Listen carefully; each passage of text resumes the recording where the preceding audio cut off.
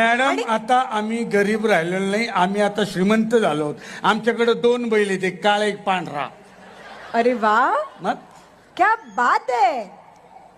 ए मला सांग, तुम्ही त्यांना असं बांधून वगैरे कुठे ठेवता? कुणाला, काळ्याला की पांढऱ्याला?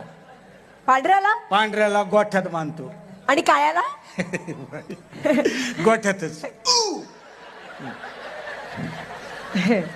त्यांना असं पाणी प्यायला वगैरे कुठे घेऊन जाता? कुणाला, काळ्याला की पांढऱ्याला? काळ्याला. काळ्याला नदीवर. आणि पांढऱ्याला? त्याची लय नाटक बाई. हा? सोमवार मग नदीवरच.